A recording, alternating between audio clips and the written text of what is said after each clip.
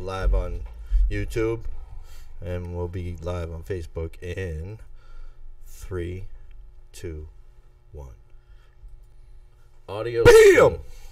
Here we are again. Yeah. The Life on LOLTERMS podcast, and I'm Tom Robinson.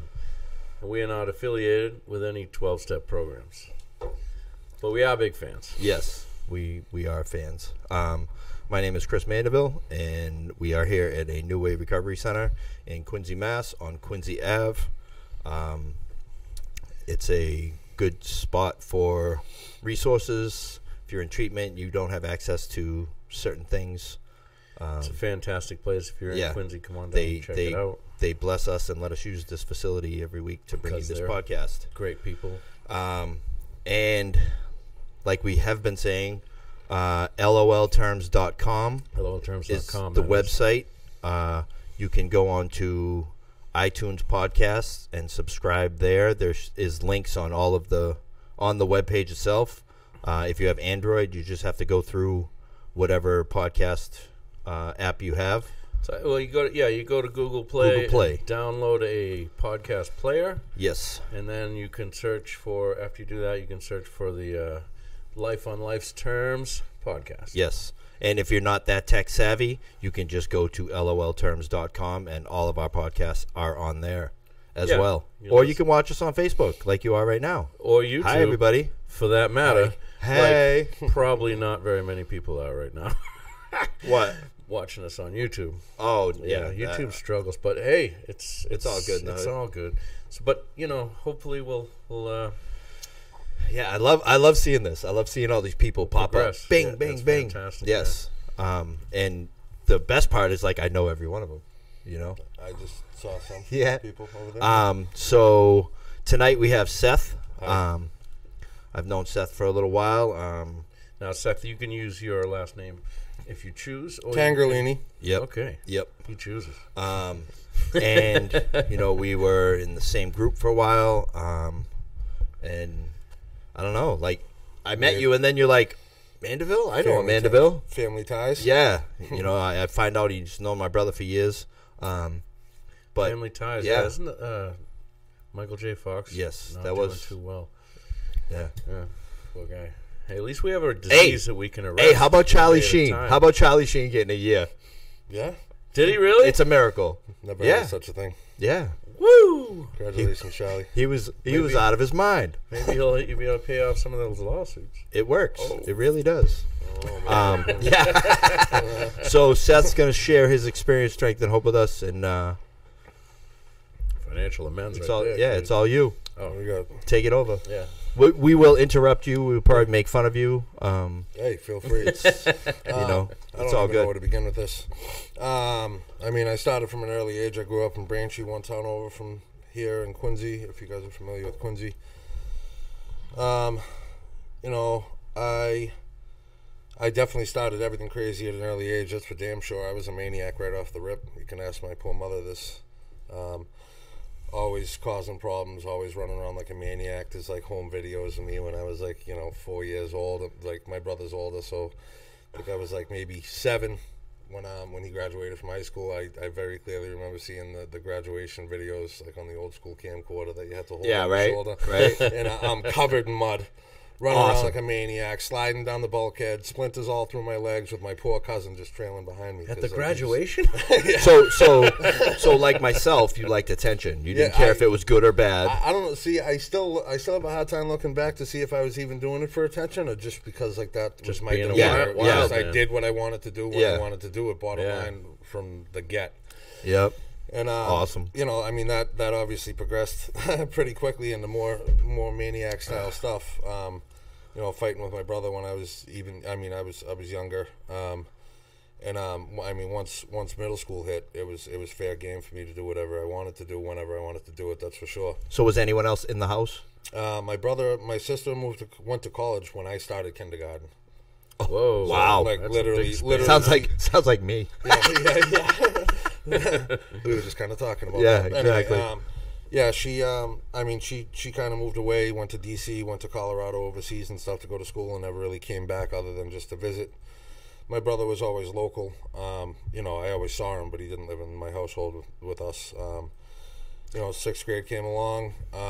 I had at least 10 people around me at all times. I don't want to say I was like the leader, but I guess like looking back, like they kind of followed what I did, which was not good for a lot of people.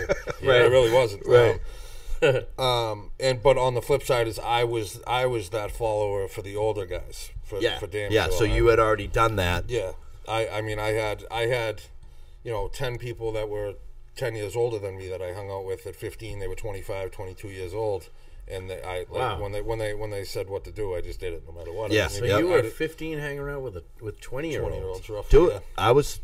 I was 13, hanging out with my brother and all his buddies. Yeah, like that's I did the same thing. Yeah. Dude, I was driving them around at 13, no license. Like my brother be like, "Hey, problem. go take the car and go pick Timmy up." He's in the shower. I'm 13. I'm like, okay. Go downstairs, go and pick his buddy up, who's old enough to drive, has a license, yet I'm still behind the wheel. He's in the passenger seat. Like, what the fuck is wrong with this picture? Absolutely. You know? Crazy. That's Proctor. Yeah. Put you down, broke town. Whoop. You know, sixth grade came, didn't pay much attention in school at all whatsoever. Basically what they did was I literally, like, just didn't go. They would call me back. They'd threaten to put a chins on me. My mother would send me back to school. Chins. People don't know what that is nowadays. That's true too. What is it? Kind of similar to like a probation. To Like, make you go to it school, was- make you do what you're told. Yeah, you don't show up at school, the chins officer came and got you. Yeah. Like, And it usually Truancy. stems. True, yeah, Yeah, truant officer, would yeah. come get you. Yeah, it stems off of like your parents having something to do with you know, like not going, and they have to kind of go to the court and file for it. But Yeah. basically, in my thing, my mother just thought that I had like depression or anxiety or whatever, so she kind of co-signed everything with me. Yeah. Which, I mean, I agreed for that too, because I was off the wall. ADD is strong with this one. yeah. But The force is strong. you know, 6th grade, I mean, I got my first major charge in like the first 2 months, assault and battery with a dangerous weapon. I got What was it? 6th grade? The first 2 months of 6th grade? Yeah. What was It's all it, the a matter with book it. bag? I burnt his face with a cigarette. Oh, nice. Already ripping butts wow. in 6th Yeah, grade. that too. Yeah. Definitely not proud of that. I actually made events to that kid like maybe 6 months, 3 months, 4 months ago. Did he still have a scar? He did not. Good. That's a good thing. It was over. Like, it was just a little kid scuffle, but I happened to be smoking a cigarette and I did some stupid stuff with it. Yeah. Fighting on the playground with a mob bread hanging out of your mouth. Yeah. I wrapped him up, took it out of your mouth. My how times have changed. Now the kids are ripping a I jewel. could very fighting. easily draw you. I could draw you a stick figure picture of exactly what happened if you'd like me to do that. No, so anyway, you know, they kicked me out of school for that. Shortly thereafter, I got a phone call to go back. They gave me a placement test. I placed high on the test, so it pretty much nixed out all the homework and everything I had missed. They put me back in the same classes. At that point, the teachers didn't like me, bottom line. I wasn't really mouthy to them. I just didn't abide by their rules whatsoever. I see it. I've had a little bit of experience with it. Like, you know, kids usually with ADD, like, they're smart. There's just not enough for them to do. That's exactly. Like, they've been teaching kids the same way for fucking hundreds of years. I think it might be time for a change. Yeah. You know what I mean? Yeah. Like, the classroom, everybody lined up. You know what I mean? Like, everything else has changed around except for how we teach kids.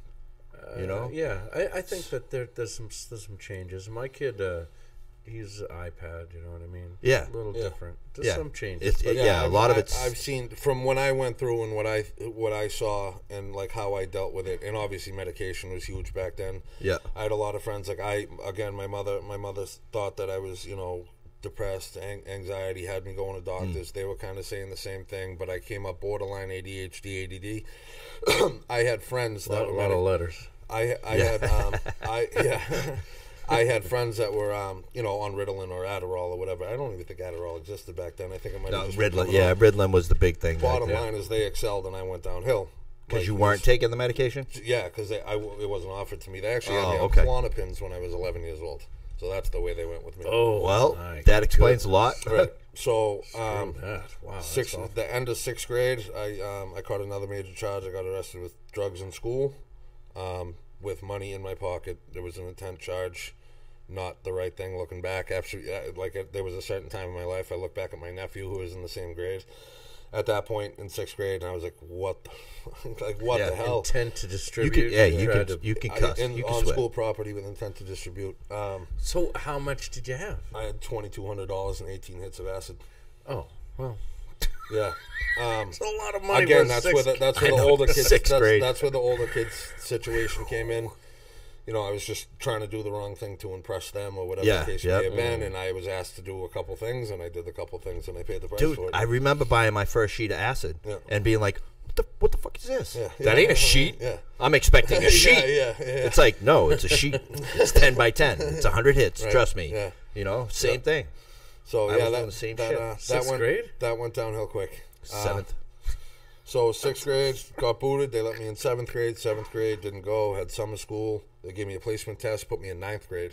They made me skip a grade because I placed so high on the placement test. 9th grade, didn't go. Put me back in 9th grade. Dropped out in 9th grade in the alternative program at Braintree High School. I went to an alternative high school. Yeah. It was the actual high school. It was just the alternative kids were stuck in a room about this size with 10 other like-minded people.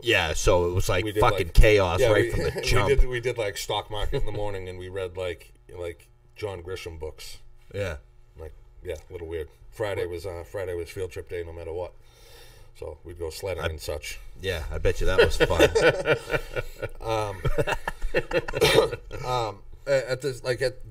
While this was all going on, I actually had a girlfriend pretty much the whole entire time who was a very like-minded person. Had a lot of family issues. She was very much into drugs, probably a lot more than me at that time. She already had quite the addiction going. Looking back at it now, we really didn't even know what it was. Yeah. You know, she just knew she needed something. I knew that she needed something. I never really necessarily helped her get it, but I knew that she would do anything to do so. And this is more cocaine, and this is prior to the opiate epidemic. And you know, so, like we kind of split off. She went a very dark path, and you know, she's still alive. She's doing very well. She's been sober for 12 years now. Nice. But she's no longer allowed in the United States. Wow. She lives in Ireland. She's doing really well. Was she from Ireland? She wasn't a U.S. citizen. She got in some trouble. Wasn't? She went. Yes. Oh, okay. She got in some trouble here. Obviously, major trouble. Went back there, and now she's just in limbo.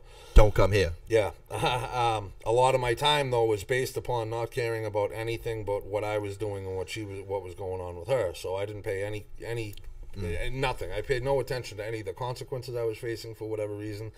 Any fight I got, anything whatsoever. My mind was just all wrapped up in I kind of had like this older mentality that again, looking back now, it bothers me that I had it like that because I never really actually had a childhood. I went from 10 years old to like a trying mentality of a 20-year-old. Right. Yep. You know, I dropped out of school, got in more trouble, ended up court stipulated to get my GED and such, scored really high on that test as well. And I had the availability to get into the union. Got into the union at 19 years old. Which one? Local 103. As an electrician, my brother is also in that union. He pulled some strings. He was a teacher at the union hall at the time. And, you know, started school. And meanwhile, this is when OxyContin was hitting the scene very hardly, and especially in South Boston and Charlestown, which all my friends and all the people in my early class, mid-90s? It was 96. Yeah, 97 maybe, something like that. Yeah, so it was crazy. It was rampant overnight. And at that point, I had just pretty much started. I mean, I was into everything. I loved ecstasy, smoked a shit ton of weed. Dust? You ever get into dust? No dust. Dust was hard to come by, right? Yeah. None of us got it, except for when I was a kid, the little yellow pills they were passing off as THC, but they were really angel dust. We had a bunch of people that were pretty heavily involved in the New York hardcore scene, so they would go up to New York all the time. Dude, every time I take one hit and be like, it was so gross. Boston hardcore in the 90s is very much part of my story. Awesome. Oh, yeah. I had some friends who were into Boston hardcore scene. Yeah, it was great. Shout out to Sam Black Church and Tree. Yeah. Tree. Dude, hey, Madball's coming. Are they? January 24th, yep. Call me. Yeah.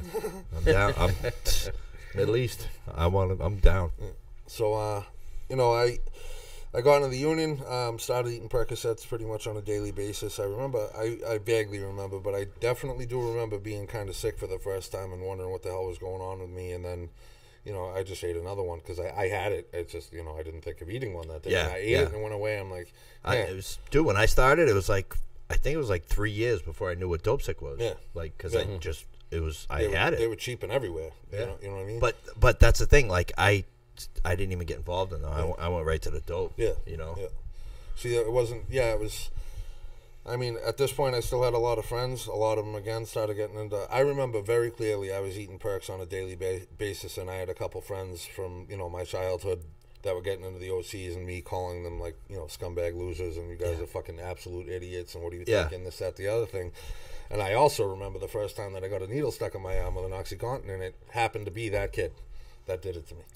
And I was, you know, looking like it's like crazy, you know. Yeah. And I was always that one, like, I'll never do that. I'll never touch a needle. I'll never do this. And of course, it always obviously progressed to that. When it came time, there was not a thought in my mind. I said the same thing. Like, I sniffed dope for like 2.5 years, and we had these kids coming down from UNH only on the weekends. They'd buy a couple bags. They'd be like, "Hey, you mind if we get off here?" And I'm like, "Nah, whatever." I'm like, "That ain't for me." And I remember coming home and seeing my girlfriend, and I was like, "You fucking shot it, didn't you?" What? I'm like, "Where is it?" That. Yep. I will never do that. I will never do that. Where is it? Yep. That fast. Yeah. And then it was game over. Absolutely. While going through Union School again, I met a girl. You know, I consider at the time the love of my life. You know, I got into OxyContin right around the same time. Again, it was all South Boston, Dorchester, Charlestown kids that I hung out with, and that were in my class in general because they kind of take precedence. Everybody was doing them Florida runs. Back then. So they were all over the place. I mean, we had no problem. Like, it was if we didn't have them, another kid would, and we just wheeling right before class. The pharmacy robberies were huge. Our teachers were like laughing at us because, like, at this point, the epidemic hadn't hit as hard, and people weren't dying yet. They were obviously, but not as much. But like, your teachers were laughing at you because you were doing oxys? Oh, there was 25 kids in a room that were just like face planted on their desk while they're going over the same stuff in second year that they did for first year. So I think at that point they could have cared less. Like, it was crazy. Like, I shot heroin for a long time, and I think I saw like 3 people overdose in the span, you know, and like every once in a while, you hear about so and so, you know, not like daily. Like now. I very, very clearly remember the switch when it was like 50-50 when they started cutting it with fentanyl opposed to just doing 100%. And I remember I think I had just gotten out of treatment and they legalized needles. I was like, oh, this is gonna get fucking ugly. And sure as shit, because you had to hunt them down back in the day, dude. Like, me and Tom have talked about it. I was MacGyver, dude. I could make any set of works work. It didn't matter. Like, I'd Frankenstein them together. You know. Now you can just walk in and buy a pack. Right. I used to drive down to Rhode Island to get them in the pharmacy in Rhode Island. I've seen kids all dressed up, ready to go out for the night, walk in, buy a pack of pins, right, and then steal the water. Yeah. Like, you could pay the $1 for the water. The last $3 and they're sneaking into the club too. Yeah. So. Yeah. Exactly. Crazy. So bottom line is, I ended up graduating Union School. I became a journeyman. Right at that same time, roughly, I proposed to the girl that I was with. I don't think I had been to treatment yet at that point, but sure as fuck needed it. Off and on, keeping myself sober, dying on the couch for 3 days, keeping it together for a week, and then going right back to it, like thinking, I could drink or whatever the case may be. Obviously not the case. I don't know. I graduated when I was like 22, maybe, whatever. I started getting more into stuff, and I'm sorry. By the time I graduated Union School, I had started shooting heroin, using heroin. That's right too. Me and my girl at the time were separated. It was like 4th of July. I forget what year. We had a party for a friend of mine that had passed away in a car accident. and we were doing coke together, and I went home, and I know I had a loaded needle in the house.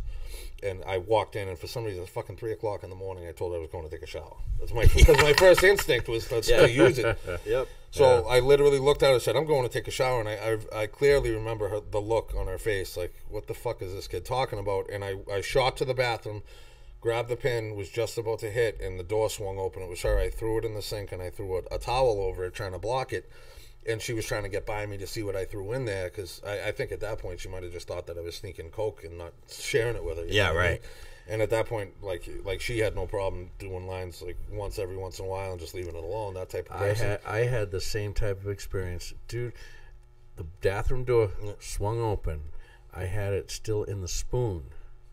I kept my ex off of me with my foot, and she was going nuts. I sucked that up in the spoon and hit, and it's like nothing could stop. You know what I mean? It's like you're so single-minded. Like gross. So I threw a towel over it. She grabbed it when it flipped up. The needle fell on the ground. She picked it up and started screaming heroin and blah blah blah. And you know, like looking back, that's fucking crazy that happened. And meanwhile, we're in we were living together at the time, but I was kicked out of the house, so we were kind of like getting back together, and screaming that in the middle of the night. It was like 2 a.m. My landlord's upstairs, and my mother and father are both in the house. So I remember my mother waking up, wondering what was going on, and then my father grabbing the needle from my girl, and you know, shit hit the fan the next day. But the way we dealt with it was go to the liquor store, get some booze, sit on the back porch, and talk about what my next move was. Meanwhile, detoxing like a maniac and, you know, drinking to ease the pain while I figured out a plan. This was on a Sunday, I very clearly remember, because there was nothing really open. And, you know, the next day's game plan is for me to go to my first detox. And the only one that my girl at the time could find was the old cat. We just had this conversation the other night, Catholic Charities in Brockton. Oh, yeah. Over at the VA, which, like, put Dimmick to shame. I know.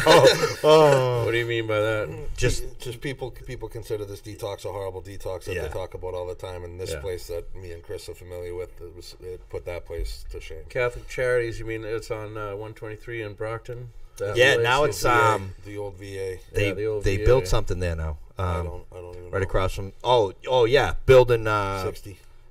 Yeah, it was on VA grounds. Yep. I was there for 8 hours. When I was there for 8 hours, I think they gave me Libriums, and I was sick. And I was like, once I got really sick, I left. I was like, I can't do it. You got to give me. They were treating us with 5 milligram Percocet the first time I went there. Oh yeah, that or Davon. Dude, it was so crazy. I go in there, right, and I'm talking to this dude because they had the guys on one side, girls on the other, and he's like, yo, and I hear the name, and I'm like, come to find out, they were customers of mine that I had never met. Like my girl was meeting them all the time, and then so we come up with some fucking master plan. We all leave together, of course. You know what I mean? Yeah. Like. So, Dakota Dimmick. Yep, you know. Yeah, always beds at Dimmick. I don't care what anybody says. The worst I went was Shattuck Hospital. That was nasty. That was a bad. Oh yeah, bad hit. yeah. You never had the pleasure of the Shattuck. Start static, end up at the Shattuck. That's where you go. That's where you go from jail. Yeah. You know, go with a broken left arm, come out with a cast on your right. Like, it was insane. It was nuts. Dudes didn't ever want to go there. Yeah. Right. Yeah. So I mean, moving forward from there, I became a journeyman. I was working pretty steadily. I was making a damn good amount of money for my age. Fast forward through multiple detoxes, first cushy ones like Gosnell down the Cape to shitty ones, whatever the case you want to call it. And then I started getting sectioned a lot, or sectioning myself, because I was either at the beginning I was one to go to a regular detox and literally just get hit off with some meds and walk out the door because I felt better. Yeah, you know, it allowed me time. It would take me 4 hours to get the intake and be medded up. And then I could walk out the door and be high in 2 hours, because at hustle I'd be not sick anymore. Yeah. It was just that initial point, like, exactly. Damn, what am I going to do? I'll just go to detox. That's a huge part of my story, actually. I never went to detox to get sober, dude. Yeah. I never went. Yeah. I went because I didn't have a hustle at the moment. My guy got busted. Right. Like, it wasn't sobriety. I have no idea what that is. Yeah. What's that? See, I didn't really realize like what actual sobriety was. I knew sober was sober, like just You know, I used to be one of those people. Yeah, dude, I'm sober. Yeah. I ain't done heroin in about 2 weeks. But I'm drinking, I'm eating pills, I'm smoking weed. Yeah, I'm sober. It's either I switched or I just have, bouts of like 2 months without a Johnny and a Red Bull. Or, but I didn't know anything about recovery. Weed went out the window way back in like fucking 1921 with me. Yeah, I didn't know nothing about recovery. Yeah. Like, I remember sitting in the Catholic Charities on Main Street across from Home Cafe, and people coming in and speaking, and I'm just like, like, I didn't hear anything. Oh, hey. Baby girl needs me. I'll be right back. Yeah, so, I mean, I just kind of, I went there, but I listened to everything they had to say to me. I mean, like I told them that I had been diagnosed, like, via, like, an 8-hour psychological battery test with depression, anxiety, all that stuff. 8 hour? Yeah, like it took me quite a while to get. It took like a year of, like scheduling and all that stuff. And they do it all for 8 hours. 8 hours, testing. 8 hours straight. At the point, they wanted me to be sober for 6 months prior to doing it, and I actually had a true 6 months of white knuckle sobriety. Wow. Well, you're probably pretty insane at that point. Yeah, I was out of my mind. I'm still out of my mind. I just know how to deal with it a little bit better. That's the truth. My girl can testify to that. I just, I did whatever they told me to do. I would go to treatment for like 7 days. I would go to a 30-day treatment program and/or section, whatever the case may have been. They would tell me to do the meetings that I needed to do. They would tell me to follow up with a doctor, psych doctor, this doctor, whatever. They'd put me on Vivitrol. They'd throw a bunch of psych meds after knowing me for 3 days. They'd throw me a bunch of random ass psych meds. I was told, you need to get on antidepressants right away. Yeah. And I'm like, why? You don't even hardly know me. I just the first meeting. Yeah. No, if you did heroin, that's it. I went to a place. I'll keep it nameless. I went to a place, saw a doctor who I will also remain nameless, and like he literally sat me down for like, I don't know, 7 minutes, and by the time I left there, I was prescribed Seroquel, just not for sleep though, 50 milligrams in the morning, 50 in the afternoon, 100 at night for a mood stabilizer, and lithium at the same time. So what that did was, literally when I got out of treatment, I went home, I got the prescription, I started eating it like I was told, and I was awake for 17 days straight. Wow.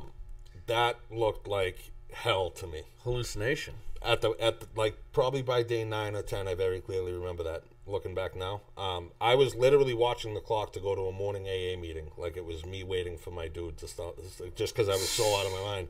By like day 5, I was grabbing all my old hats and washing them. I had washed the bathroom, the kitchen, back to the bath, just trying to keep busy and just trying to waste time. I couldn't sit still, but I didn't I just needed to keep going. And what it did, it literally intensified how I live my normal life in sobriety. Like, I'm always go, go, go, but those drugs just made me fucking go absolutely crazy.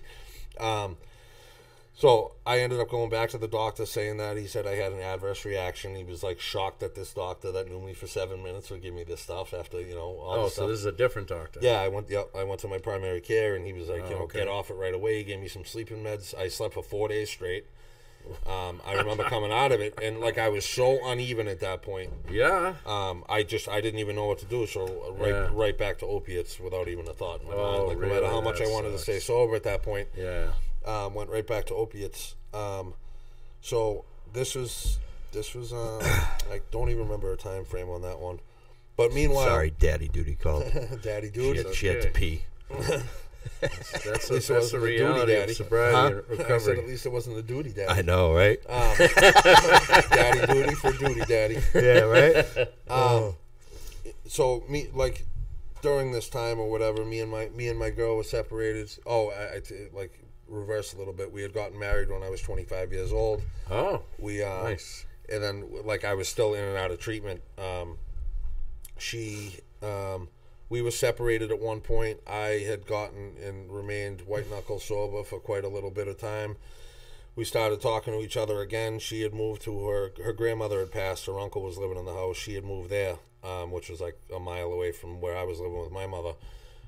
We decided to buy the house because the house was up for grabs. We bought the house, planned and had a child. Everything was going good. I was working. I forget if I was actually sober, but I know I wasn't doing opiates or drinking like a fish. It does help. Yeah. Well, I mean, it keeps the facade on well. Right. It didn't help my crazy thoughts and disposition. Inner condition. Yeah, right. Misery. Inner misery. Right. Got no solution. Right. Right. So, I mean, fast forward again, in and out of treatment all the time. This is when I kind of picked up more alcohol than opiates, because opiates are harder to get. I mean, it was either perks or it was still heroin at the time.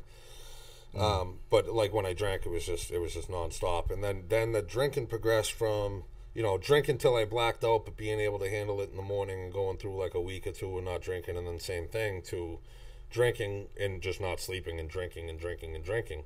So it went from binge to daily. Daily like crazy. Daily like daily. It was like saturated, like you have one or two drinks and you're loaded all over again. It got to the point that either I was doing opiates or heroin, or this is during the switch, so it could have been fentanyl or whatever the case you want to call it. And I would use it as a detox tool. If my guy wasn't around in the morning, I would immediately grab like a pint. I'd feel better, but once I started drinking, I didn't want to stop drinking. So by the time dude even came around, I was emaciatedly fucked. Yeah.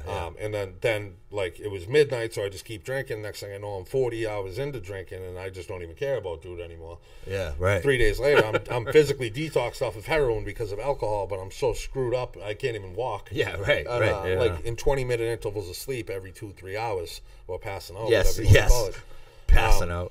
But like when it got to the point when I started drinking, like literally I'd stop smoking cigarettes, drinking any kind of liquid, eating any of that. I would just sit and drink. Yeah, your body was just surviving off the booze. Right.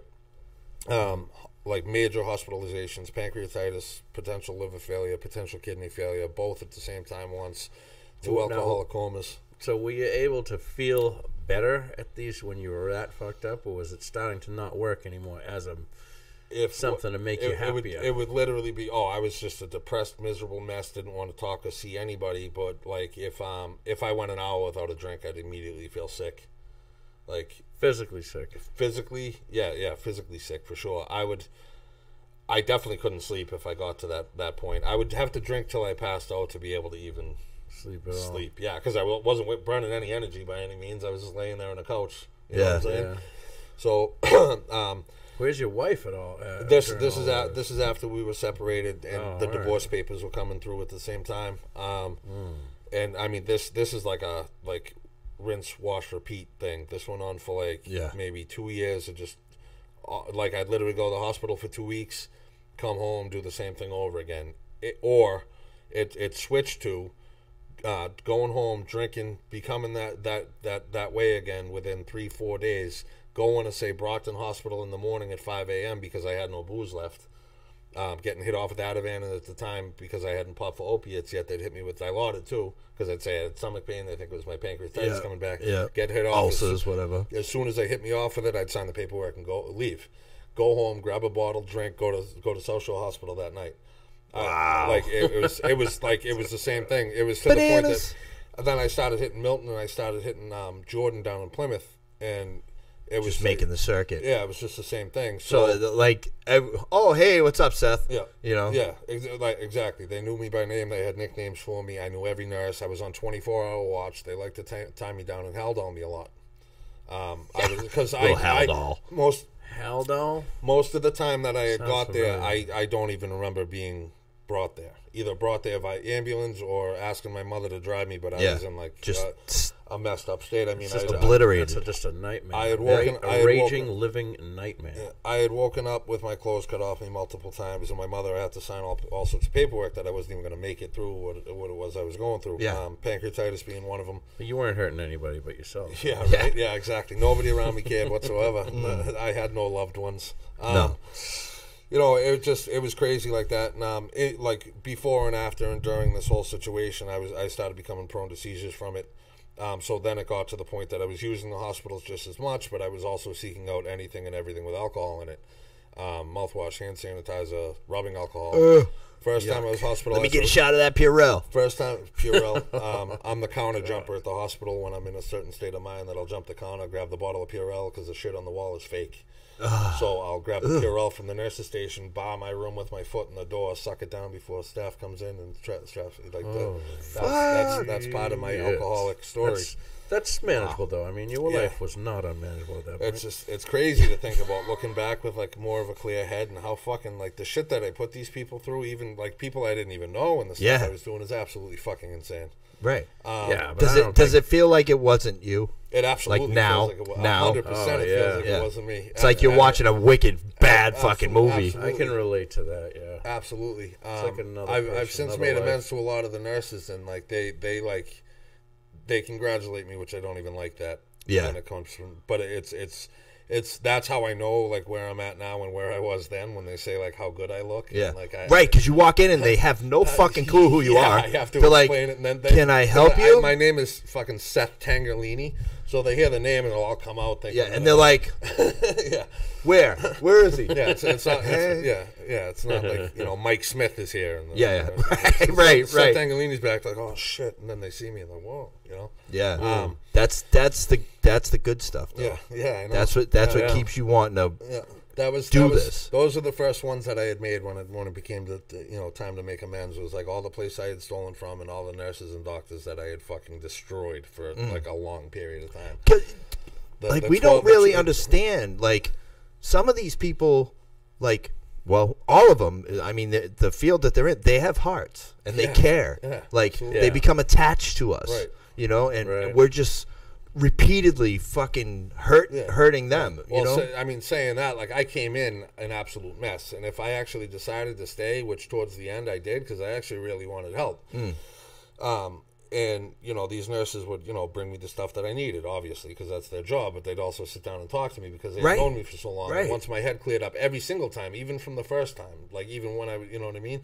They'd come and they'd help me and we'd talk or whatever, and then like literally a week later I'd be back in front of the same nurse and fucking completely gone out of my mind. And they're just like, wow. Yeah, and I'm trying to explain to her how I'm feeling and why I'm doing what I'm doing, but I don't even know how I'm feeling and why I'm doing what I'm doing. You really don't. But the conversation you had a week prior, you probably meant what you were saying. No, I absolutely did. But I need help. I want help. Once we lose that power of choice, fucking all cards read zero, like always. So you can't face the feelings once you start to realize that life is real and you're gonna be. That's more or less it. In reality for a while. I never knew whether to like. Obviously, I have a fear of the past and a fear of the future, and the fear of the past gives me depression. The fear of the future gives me fucking anxiety. Yeah. So now, like in the state that I'm in now, I know how to deal with these things. Back then, I would immediately turn to drugs, alcohol, or whatever the fuck would get me out of that situation. And start thinking about what you got to do, and you're like, and in turn, I wouldn't even care about running over people to do what I was doing either. And in reality, that would just cause more problems for me to be more depressed about, more anxious around the same, different. Like it was just it was non-stop revolving cycle. Door. Yeah. So I ended up. I got divorced, which it sucked at the time. I think it was for the best. Now my daughter is absolutely the world to me. And I'd have her for intervals of sobriety in my life, and like I spent every waking hour thinking about her. I working, taking her as much as I absolutely can, making her happy, trying to do all that, but never paying any attention to what like that hole I had in my fucking soul. Literally just taking care of as much things around me other than myself, and like not knowing how to do it at all either. Like, because again, I was listening to doctors for so long, and like medication this, and I knew I didn't want to get on any more medication because it never worked in the past. Why would I attempt that? But it's hard to work on yourself. Yeah, it's not comfortable to work on yourself. Yeah, it takes initiative and being proactive to work on yourself. Absolutely. So. Right around, I don't know time frames very well, but I started using again. I was selling a little bit to try to foot some bills for some stuff, and then I got hooked up with this dude. Shit came easy, like very easy. Went off the deep end very quickly. My last run was like by far the longest and the worst run I had ever had.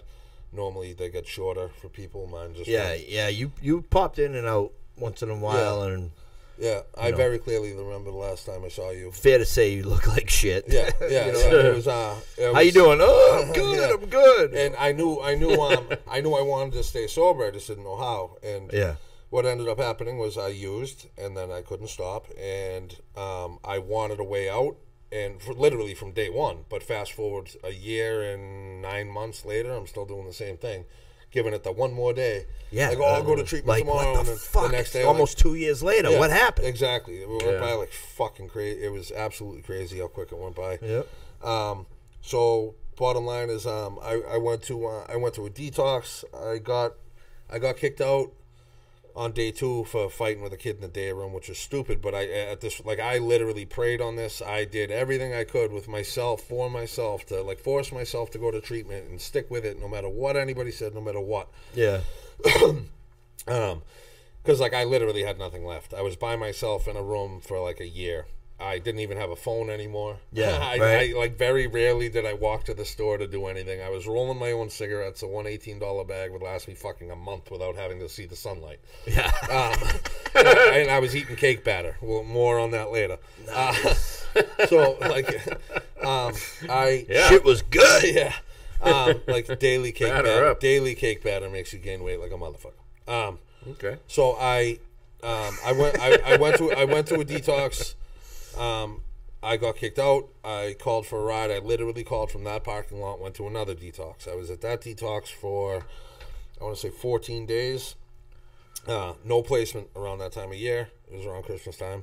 Yeah, it's tough. There's not enough fucking there was no beds, holdings available. There was literally nowhere to stick me. And like the counselor was like, listen, go get high and hit another treatment. I'm like, what the fuck? Like I just couldn't believe it because I didn't want to do that whatsoever. But nowadays, man, that's like fucking playing Russian roulette. Absolutely, man. that's like, the other thing. You can't tell somebody to go get high. I was using a disgusting amount prior to going away for that 2 days before and getting kicked out, and I was like, fuck it, I'm just going to go. So I went from parking lot, I went Compton right to the other parking lot of the other facility. I used like 1/8 of what I did 2 days prior, and it knocked me on my ass. Yeah. So my tolerance went down ridiculously significant in that short amount of time. Crazy. And that's a scary thought. Who knows what you had. Right. So bottom line, another detox treatment. 14 days I was there, no placement. What did I do from there? I went to another back-to-back. So parking lot to parking lot again. I was in that one for 34 days with the detox and CSS, waiting for a place to go. They told me I had a place to go. A snowstorm hit. It shut everything down for a day. The next day they told me I wasn't going anywhere. I was going to a homeless shelter in Waltham. I'm like, cool. Went out, stayed sober the whole time. Went out to a homeless shelter in Waltham, and stayed there for a month. Imagine that. That's the answer to treatment. Yeah. Like I want this. I want to be sober. I want to go to treatment. Yeah. Okay, yeah, we got a bed in a homeless shelter for you. The disgusting part of the homeless shelter and all these places, like how quickly I fall in and feel very comfortable at where I'm at. Yeah, well, dude, your standard of living has been progressively. Like I'm like to my bunkie, hey, what's up? And like a little bit more. All you smell is feet and ass, and it's oh wow. I was in the corner bunk. I fucking made my bed. I loved it. I like I actually had no problem with it whatsoever. I became friends with my bunkie in turn. So fast forward 30 days from that, I had called a friend of ours, Jimmy. Yeah. I said I needed help. I was on the stairs in the homeless shelter. This was still in the middle of the winter time, and I had been gone from my mother's house for quite a while. I didn't want her alone. Jimmy had got me into a place in Weymouth right overnight, so I was literally going to leave the next day, go home, wake up the next day, and go to treatment and like for long term. And he was going to help me out with some scholarship stuff to get to a decent place. Yeah, I took my bunkie home to my mother's house and let him live in my bed. Got him a job prior to leaving. Like I don't know how this works out. Weird side story, but so he's going from step 1 to step 12, skipping everything in the middle. I had admitted that I was powerless, and now I'm helping others. Normally it would be a female, and you call that the 13th step. But 1 and 12, 13, boom. But his name is Mike. He's a good friend of mine still to this day. So it was a success. Nice. Yeah, it was a success. His girl was in a battered woman shelter with their kid, because that's the only place you can have kids out in Worcester. So they were talking, but they couldn't see each other much due to travel. My mother, I just wanted somebody there with my mother. I liked this kid off rip, so I said, "Come home, stay there." I got him a job. I said, "Pay my bills while I'm gone." He did. He did. Wow. I went to a place in Weymouth for, I think I was there for like 32 days, and they put me in a holding for another 30. Meanwhile, I did some scholarship information. Yeah. Yeah. Like 15 days into the holding, I had found out that it all got denied. So now I'm back in stress mode. Like, here I am again, having to hit the reset button and do all this shit over again. And a friend of mine called me and told me that he knew of a place that I had just found out about. I didn't even know existed. And it sounded right up my alley. It was a 12-step retreat style. And I was extremely fucking ecstatic about said place. Now, what do you mean by that, a retreat style? Like, it's a sober house considered, but you're on restriction. They bring you through the steps. You do 1, 2, 3, 4. Write a 4-step, read a 5th step. Move on from there. They mark off. But you do all this where you live. Like, boom. Like, right. So you're immersed. You're immersed in the 12 steps house, and recovery. No working. There's not like a working sober house. It's an in-house treatment program. You have to do steps 1 through 5 and then you make some amends and stuff like that, and then you can go off. Now it's this the Brook. Yeah. So the Brook retreat. Yeah. We can talk about it. Yeah. All right. Be about it. I grew up part of the time over on Brook Street in Carver, though, like right down the street. Like my first job was probably right next door to where that Brook retreat place is. Yeah. So bottom line is, I didn't get any of the scholarship stuff. I was nervous as fuck again. Jimmy called me and said, he's like, they're gonna let you in. Whatever. When can you go there? Call one of the owners right now. So I made a call. And they said, "When can you come?" I said, "Fucking right now." Yesterday. I went there. down there. I'm already there. Look outside. I was so broken from the whole entire using thing to the whole entire trying to get placed thing. I was willing to fucking do anything that these gentlemen told me to do. And that's the thing. Like, all of these years, Yeah. How many times did you try the steps? 0. The only people I know. You did what you always did, and you got what you always got. Yeah, exactly. Yeah. And then. Yep. So again, just to bounce back real quick, all the treatment centers I had ever been to, they had always told me go to 90 meetings, 90 days, whatever. What they don't tell you is that's a fucking precursor to take some action and ask somebody about some shit and fucking have. Yeah, that's ambulance ride on the way to the hospital. Is all that is. And what else it does is they say it takes 60 to 90 days to form a habit. Yeah. Right. So get in the habit of going to meetings and be around recovery, and hopefully you'll hear something in that time. Right. Like for myself, it's dude, I went to fucking meetings for a long time before I did any step work, and it wasn't like I walked in and they said, "Oh, there's Chris, hide that big book." No, it was there. It was talked about. It was shared about. Not the way it is today, but it was always there. I went to AWOLs. I faked it. I lied. Right. I came around for a long time before I even knew the steps were in the big book. Yeah, I read it. Yeah. I read it there, but it talked about the steps, but I didn't know you could actually follow instructions that are actually in the book. I was misinformed by the misinformed. Like, I thought doing the steps was, yep, I read that poster. I read that shade on the wall. Yeah. Yep, I'm that. Okay. The other go to 12 and 12 and read a paragraph and listen to the other people read a paragraph, and that's doing the steps. Yeah. The other thing I mean, back when I first started trying to do this thing, like I'm talking years ago, there wasn't a lot of 12-step talk around. Right. You go to meetings, you hear war stories. They talk about how good they're doing then, but they never talk about how the fuck they got that. Yeah. And not to say that there wasn't people that were doing that. Right. They just weren't. See, I think it was a matter of somebody asking them to be a sponsor. Like, it's like they weren't open about it like they are today. They had the knowledge, but they didn't use it like it's presented to people today. Like now you go to a meeting. Anybody willing to be a sponsor, take someone through the work. Yeah. Boom, boom, boom. Hands are going up. Right. That stuff wasn't said. Yeah, exactly. And like I said, it's not to say it wasn't going on. Yeah. There was those meetings that weren't in the book where everybody sat down and they read out of the book and they did that work. Right. But finally, I didn't want to go there. There wasn't no chicks there. You know what I mean? Finally, I got to the place that I was literally praying to get to. Which looking back at all this shit now, it's like absolutely insane. And I honestly think that like my fucking higher power was so ready to give up on me for whatever reason it was, and just wanted to fucking check my nuts one more time. Yeah. And just let me fucking do all this shit. every time I got booted or every time I had to leave a treatment center to go to another one or whatever, that was just checking my willingness. Looking back at it, that's how I consider it. Yeah, it's like how bad do you want? Yes, exactly. Like, how much more do you want to do?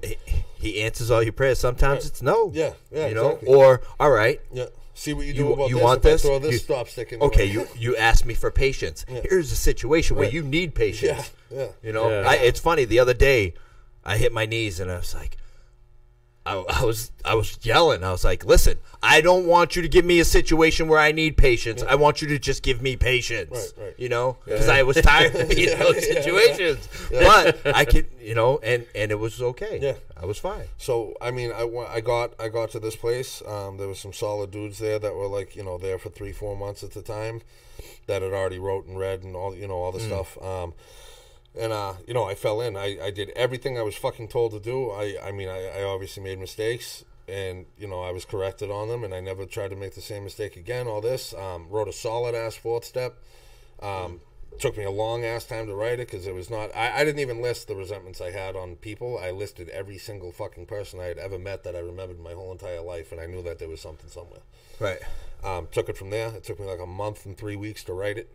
Of 7 hours a day, 5, 6, 7 hours a day, 6 days a week. Yeah. But it's just crush it, get it out of there. You know what I mean? And you stay in that mode, it becomes easier. What the crazy and don't get me wrong, fucking meditation and prayer got me through that. And without that shit, and like there might be naysayers out there that don't want to believe in that, but want to take this and leave this. Like that shit is fucking huge with me, because I am not the person to be able to sit still and write shit for 5 minutes, let alone that amount of time. That's 7 hours straight. That's or get through it at all. I mean, like that's like, I mean, granted, the facility or the place that I was available, like that was available for me to be able to go through this work is epic, because I'm not the guy at all that would have been able to do this on the streets. Like it just wouldn't happen. Right.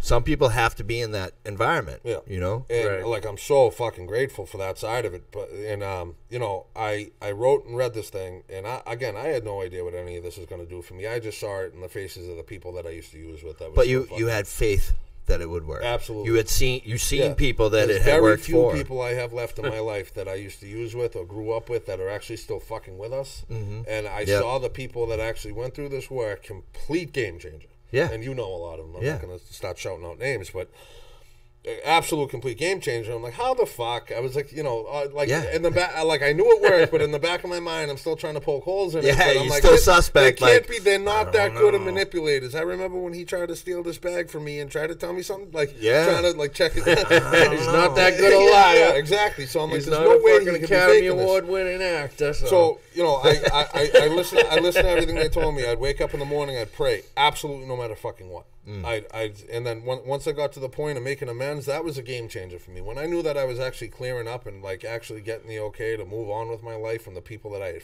fucking ruined in the past, that was huge. That was absolutely huge. Just cleaning up some of that wreckage. Yeah, it was crazy. And on top of that is like a lot of people like that haven't written a 4th step and have like, I don't know how it's going to work for me, whatever. Like I have literally never thought about any of that resentment shit that I had written down in that fucking book ever again. Like it's crazy how that fucking is even possible. I still to this day don't know how it is, but now I know it is. Yeah, but that's the thing. Like you wrote it and you talked about it. Yeah, very short period of time. Right. Like all these people. I've been writing my 4th step for 5 years and I've relapsed. Like, why? Right. Write the fucking thing. Yeah. You know what I mean? Like it. The first time I ever went to see a counselor, right? I had to sit there and tell my story. I was more fucked up when I walked out of there than when I walked in. But I kept going. I kept going. I kept going. You know? Yeah. Like, you can't just think about all that shit and then stop doing the work. Because now you're all fucked up. Yeah. You know? All twisted up. Like, that's why there's a process that you're supposed to go through. Yeah. You know? Yeah. Right. So I wrote and read. I made some amends. I moved to, we'll call it, I guess, not the graduate house, like just another step towards real life that they have. Another phase. Another phase. I went there, and my 6-month date at that facility was up on October 1st, and I got the option to become the house manager there, which was like a fucking nobody would have ever done that. Who the fuck? Like, Yeah. it's Who's the house manager? Yeah, right. Are you sure you want to do that? I still get that from some of the people that know me that are in sobriety that know me the best, and like, really? Yeah. Like, how is this even possible? I said it to Tom earlier. I was like, dude, the kid was a hot mess, and now he's like house manager over there. Yeah, and that was like, that means a shit ton to me and the people around me for sure. Right, like, right. What the Brook and the people there and everybody around me there and all that shit has done for me is absolutely That awesome. shows you that what you did worked. Right. That gives you some. Right, because I don't know what I look like. I'm still that's out of. good, Listen, I am a fucking mental case. I could put 15 people that I was with today that would tell you that I'm absolutely out of my mind. Yeah. But like, we can be that's out of just our me, minds. apparently. Yeah, we There's can be out of our nothing I minds. can We can do about that it. shit in recovery. There is nothing I can do about it. It's how I deal with certain situations now is a complete different scenario. Yeah, as long as we're not hurting people. You know what exactly. I mean? Like, if people don't come up to me, call me a scumbag today. That's fucking great. That's absolutely great. I didn't jump over any stupid counters with masks on today. I am doing well. Like, dude, I thought my drink any name was Purell today. What? I thought my name was Screw for the longest time because that's what I hear. Oh, Hey, get the fuck Screw. out. No, Screw. Get out of here. You know what I mean? It's crazy. So, you know, it's like, and like writing inventory and stuff. Like maybe 3 months ago, I was writing a shit ton of resentment pieces, and then just recently, everything I prayed for and had faith that I get back is coming back. I got a fucking awesome girlfriend.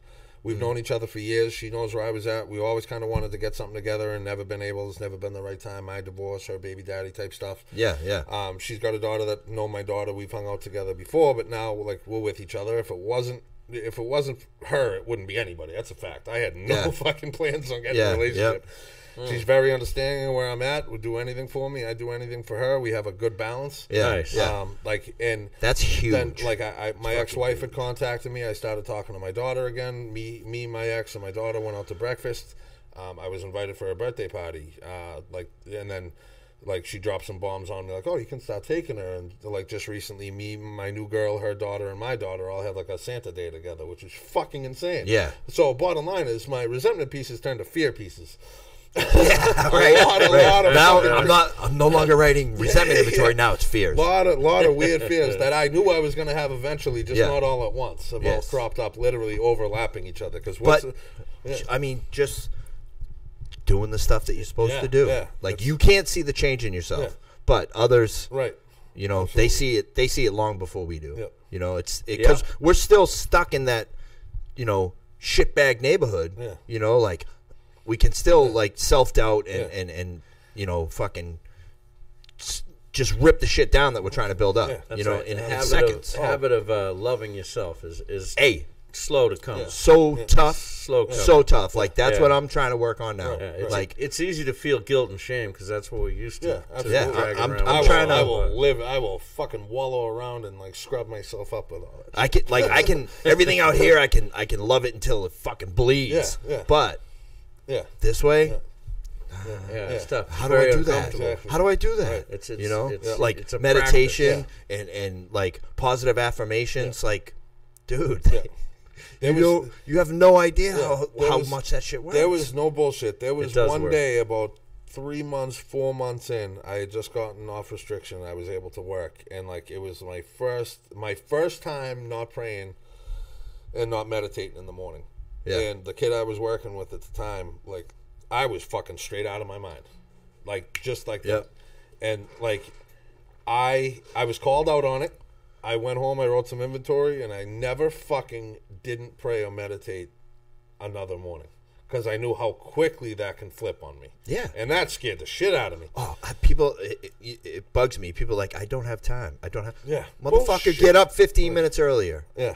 It will not kill you. Yeah. It won't kill you. No, Serious. And if I'm like going, like if I start speeding along, because that's just what I do, I take fucking 2 goddamn minutes and go just rest and just breathe for a minute. Yep. And that's huge for Yep. me. Like, because I'm go. Pause when agitated. My brain or goes doubtful. 1 million miles an hour, and my body's getting older, so it goes like 30. But, you know. Like, I'm just constantly go. And in order to slow myself down, prayer and meditation are huge for me. Yeah, and everybody always thinks, oh, I can't stop my mind. Yeah. That's not the goal of meditation. Yeah. It's not the goal. Yeah. What it is being able to still sit still while that circus is going on in your head and not attaching yourself to it. Right. It's like, okay, I see you, I see what's going on, but I'm still going to concentrate on my breath right now. Yeah, I was taught to let the thoughts come. Yeah. Acknowledge the thoughts, let the thoughts go. Yeah. You know, don't identify with the thoughts and always come back. Always have an anchor. So the anchor would be your breath. You concentrate on the breath. Back in the day, it was put the thought on a log and float it down the river. Jimmy Bradley. He said I can't. Log? He said I can't meditate. And that, like before, I was like really into it. I was like, dude, this is what someone told me. Yeah. And like we were talking about it one night. And he commented, he's like, thought on a log. Yeah, put the thought on the log and float it down the river. The other speaking of Mr. Jimmy Bradley, I was with Jimmy last night, and we were also talking about like random stuff, like as far as getting sober, getting well, whatever you would like to call it, like consists of in fucking like mindless stupid stuff. Like I was told to put away shopping carts. Yeah. How the fuck would any normal human being ever link that to sobriety? But that is such a goddamn truth. Oh, like when you come out of the store, put your cart in the corral. Yours, yes. Somebody's, if it's right there, Huge. pick up some trash. Don't throw fucking cigarette butts on the ground. Like I go home every day with 15 fucking packs of cigarettes in my back pocket. You know what the mind blower is? That this is coming from Jimmy Bradley. Yeah, I know. Like he's like one of my go-tos. Yeah. Like can't get right for years. Yeah, can't get right, and now it's like what? Yeah. You know? Yeah. That just shows me like that. Like me and my friend that's sitting on away from the camera. Yeah. We were just having this conversation the other day too. That if you actually drop something on the ground, say just even fucking by accident, say take a wrapper, a cigarette wrapper, whatever, and you get like 10 feet away, and you're just like. It's owning you. It's literally going to melt your brain until you turn around and walk the 10 feet to pick it up and throw it Dude, away. I drive down the road and I see like a bag of McDonald's. It's like, I was walking on Crescent Street Plaza in Brockton today, picking up shit with my girl's 4-year-old. Yeah. Like just I picked. It started with a can that was next to the dude, I'm at the laundromat. I'm picking up everyone's fucking dryer sheets and shit. Like, really? The barrel's right there. Yeah. Like you saw it fall out of your T-shirt. Yeah. Well, I think that it's you get to respect yourself. Yes. If you can do something good because it's who you are. Right. You know what I mean? Like exactly. I see things people leave around all the time, like on job sites or whatever. It's like, oh, I could pick up that whatever it is and put it in my pocket real quick, but that's not who I am. Yeah. That's not what I do. I respect myself too much today to be that person who does that stuff. Because I know that if I do a little thing like that, it's going to lead to me not respecting myself enough, and then it's going to lead me down the path of doing more and more. Yeah, more, like, dude, being at the counter at Dunks. Hey, I had a turbo shot in that. Yeah. You didn't charge me. Yeah. Most of the time, they're like, all right, whatever. But I said something about it. You know what I mean? Yeah. You know? That's right. See, I have those little things. The other thing with me that's huge is springing off of what you just said, like one thing will lead to another thing. So like doing something wrong, one thing, and knowing I got away with it now will lead me to doing it again and again. And then it fucking snowballs. Lying to me. I do not fucking lie. I will not fucking lie. I don't give a like. That is a huge part of my story. Yes. It's amazing how much lying is a part of the culture. Yeah, you know what I mean. Well, diabetics. Yeah, aside from the drug addiction thing, lying was a big thing back in the day. With like trying to get out of trouble or whatever the case may be. Anything, yeah. The first thing you did when you were a kid, right? And can't tell your mom you smoked cigarettes or whatever. When I became an addict, I obviously ran with that, like everybody does. You kind of fucking have to. It's not like and you know, it's funny. I work with guys, and you know, hey, yo, can you tell her that I was with you tonight? No, dude, I don't lie for me. I'm not lying for you. Yeah, like, that's sorry, a good bro. one. Yeah, that's and a good like, that's where it starts. Yeah. Exactly. I know for a fact if I tell one lie, that lie, just to cover that lie, is going to take another 4 lies to cover that lie, and those are just going to... Hey, you don't lie, you don't have to remember lies. It's so so easy. Crazy. I just had this conversation again with a gentleman sitting across about unlocked phones. You want to look at my phone? Yeah. I have never been able to do that ever in my fucking life. You want to see anything on my phone? Ain't no password on my phone. I got no password. I don't have nothing to worry about. Yeah, I don't have nothing to worry about. Like, go ahead, scroll through it. Fair to say, you'll probably find something that you don't like or that bothers you, but it ain't anything I'm doing wrong. Yeah, it's just something that you're not going to agree with. It's not necessarily something you're doing wrong. It's something you don't want people to have access to either. I mean, sometimes you don't want people to know your passwords, your bank information, whatever. But like, he's talking about significant others, like you know. Oh yeah, absolutely. You want to see my text? Yeah, it does feel good, right? Yeah, it's you don't have to worry about that shit. I'll tell you right now. I lied one time that I know of. I mean, obviously, it might have snuck out that I didn't get called out, and I literally wasn't mindful of. That I don't know. Yeah. But I lied one time on purpose, and it consisted of something for my daughter via my ex-wife, and I were talking about an insurance thing, and I had to call to see if I could get her on mine, and I had to say that she might live with me shortly thereafter, just to see. But it was a lie. No, I was just about to fucking justify it. It doesn't matter. It was a lie. But it was. I was just saying that it was that she might be living with me shortly. I'm not sure yet, just to see if she was able to get on my insurance. Yeah. That shit bothered the shit out of me. But lying all the time is like you're not living in reality now. So you get a situation in life. Oh, I could just say that. Yeah. And then you start to kind of believe what you're just saying that. You know what I mean? You're not being bearing the full weight of your actions. It's like, this is the way it is. Right. I'm going to tell you what I want, and I'm not going to lie about it to save your feelings. Yeah. You know what I mean? And this is the way it is. This is the real situation. Yeah. And if you sit there and lie, and you come up with like even just simple like, I'm not going to work today, or just tell him you're sick, or tell him this, or tell him that. No. I'm just telling him I got stuff I got to do, and I'm sorry, I can't come in. I ain't going to be in. Put me in for a sick day. Thank you. Whatever it is, right? Because you live in reality, and you can respect yourself because of that. You don't have to get involved. You just got to be, if you're gonna tell the brutal, honest truth, and you're the one in the wrong, dude, you just got to be, you got to have the balls, and like, you just got to be able to take it, dude. That's right. Hey, I fucked up. Yeah. Like, hey, all the time. Hey, I just fucked up the brand new truck that we bought that cost $150,000. Not like, oh man, I was in the Shaw's parking lot and some dude. No, dude, I don't know what happened. And not a once have they said, "Are you fucking certain?" No. Okay, we'll take care of it. Thank you. Yeah. You get in trouble when you do lie and you get caught up in it. You don't get in trouble when you fucking tell the truth. No. It doesn't matter what it is. No. Own your shit. Yeah. You want something major, they might look down on you for a couple milliseconds until they realize that you just fucking told the truth about the major shit. I have a friend, and I want to get him on here, but he made he's making it still, but he made a financial amends where he came clean about $100,000. He walked in and said, I'd rather go to jail than use again. You know what I mean? And I want to get him on here, but he's like, they're just like, okay, well, we'll put you on a payment plan. We're glad you're getting yourself together. That. That's crazy shit. That's crazy. Right? But yeah, we're thankfully I'm not in that position because I would have to do it.